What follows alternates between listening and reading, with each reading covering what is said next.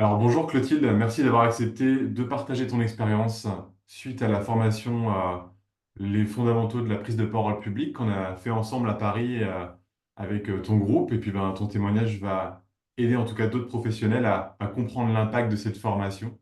D'abord, j'aimerais te demander Clotilde, est-ce que tu pourrais te présenter succinctement et nous expliquer voilà, ton activité et puis ce qui t'a motivé à rejoindre le groupe dans cette formation? Bonjour Vincent. Alors moi, je suis responsable de la communication externe chez Siemens France, mais dans le cadre de mes activités, en fait, je suis amenée très très souvent à prendre la parole, soit à des grandes audiences de 300 personnes, soit à distance à plus de 1 800-2 000 personnes, souvent en interne, mais aussi en externe, parfois en français, parfois en anglais. Donc, on va dire que j'ai une certaine expérience de la prise de parole, mais ce qui coinçait toujours, c'est que j'avais beaucoup, beaucoup de stress avant de monter sur scène ou avant de prendre la parole. Et je pense que c'est aussi pour ça que j'ai souhaité suivre ton cours. Euh, voilà, pour avoir des petits outils qui me permettraient de surmonter ça et d'avoir un petit peu plus d'assurance sur scène. Et alors finalement, c'était quoi tes attentes ou tes grands défis spécifiques en matière de communication avant de commencer cette formation? Sur quoi est-ce que tu avais envie de gagner du terrain? Je pense que j'avais besoin de gagner du terrain sur ma posture, sur scène, vraiment, voilà, avoir une présence sur scène, une forme voilà, une forme d'assurance, on va dire. Et puis aussi un travail à nouveau sur le storytelling, sur la façon de raconter quelque chose, raconter une présentation. J'avais déjà suivi des cours, mais je pense qu'on peut toujours s'améliorer et je sentais que j'avais besoin un petit rafraîchissement là-dessus. Hmm. Je souris parce que je me souviens de ce qui s'est passé en formation et de ce que tu as produit aussi comme matière à ce moment-là. Donc ça a été, voilà, je sors du cadre de l'échange, mais en tout cas, ça me rappelle des souvenirs très positifs. Et alors pour toi, comment ça s'est déroulé, la formation? Ça a été quoi les moments forts, les moments un peu pépites pour toi, les éléments qui t'ont particulièrement marqué?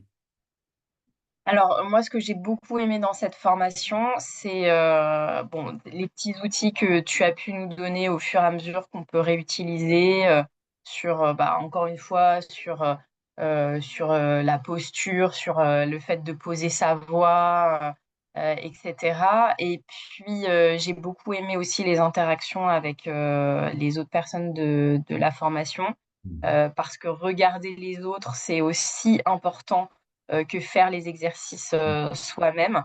On apprend aussi beaucoup de choses des cas des autres et on se voit aussi en miroir. Moi, j'ai trouvé ça très, très intéressant parce que parfois, soi-même, on ne sent pas complètement ce qu'on doit améliorer, mais quand on le voit chez les autres, ça fait étincelle. Donc ça, j'ai trouvé ça très enrichissant. Euh, et puis tout le travail sur le storytelling m'a aussi beaucoup aidé, j'ai trouvé, et j'ai vu vraiment un avant et un après que j'ai pu réutiliser ensuite dans mon travail. Alors justement, Clotilde, par rapport à ça, toi, qu'est-ce que, je dirais, quel changement, entre guillemets, tu as vu dans ton monde professionnel? Tu parlais de l'avant-après, là, dans la manière dont tu t'exprimes en public immédiatement après la formation. Qu'est-ce que tu as pu mettre en pratique dans des événements ou est-ce qu'il y a des techniques, outils que tu as mobilisés dans les semaines suivantes? Alors, comme je te l'ai dit, en fait, moi, j'avais en ligne de mire une intervention que je devais faire auprès d'un cercle restreint de personnes, certes, mais qui étaient des experts et des spécialistes dans mon domaine, Hmm. ce qui me stressait beaucoup. Et finalement, ça s'est hyper bien passé. J'ai pu mobiliser pas mal d'outils de la formation, notamment au début pour réduire mon stress. Et je ne me suis pas sentie stressée. J'ai même pris énormément de plaisir. Euh, voilà. Et sur, et sur le storytelling aussi, j'ai vraiment travaillé en amont ma présentation pour qu'elle soit voilà, qu'elle soit sympa, attrayante, très illustré, avec un début, une fin. Hmm. Et on m'a félicité pour cette prestation. Donc j'en étais vraiment super heureuse. Je pense que ça a vraiment porté ses fruits. Hmm. Et je me remémore aussi bien, euh, en tout cas, la compétence que tu as à mobiliser les métaphores, le pouvoir de Mm. l'image pour rendre ton discours encore plus persuasif. Et donc, j'imagine que tu as utilisé aussi ces techniques-là pour créer de l'impact. Exactement. Et Mm. qu'est-ce que tu dirais à un collègue, à quelqu'un d'une autre entreprise qui hésite à suivre cette formation, qui se pose des questions sur l'importance de la prise de parole en public?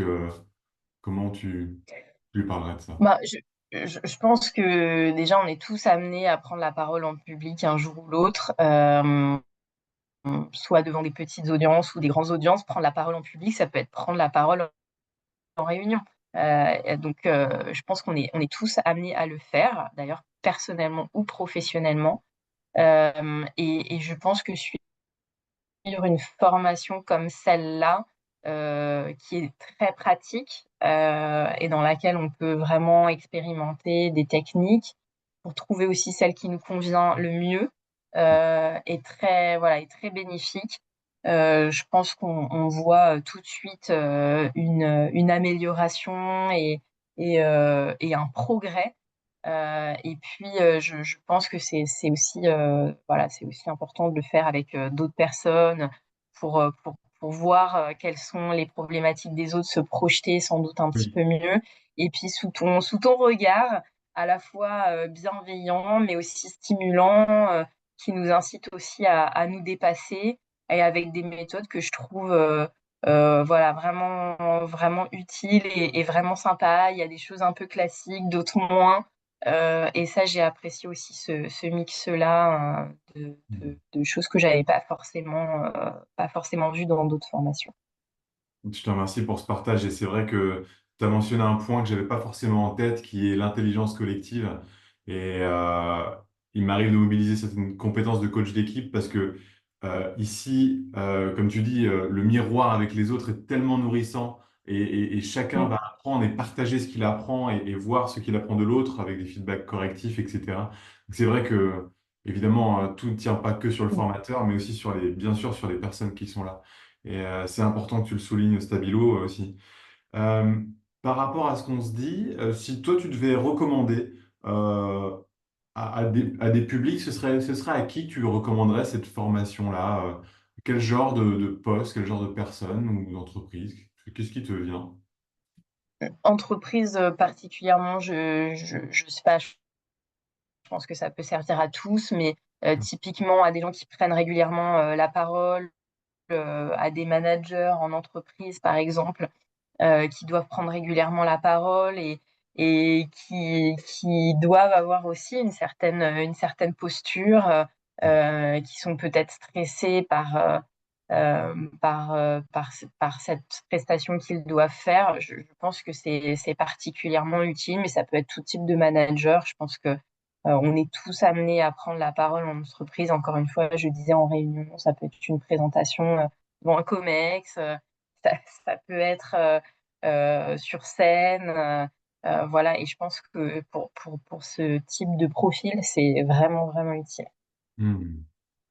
Merci Clotilde. Et si tu devais résumer en quelques mots l'impact de cette formation sur ta pratique professionnelle, tu dirais quoi? Je dirais stimulant, je dirais euh,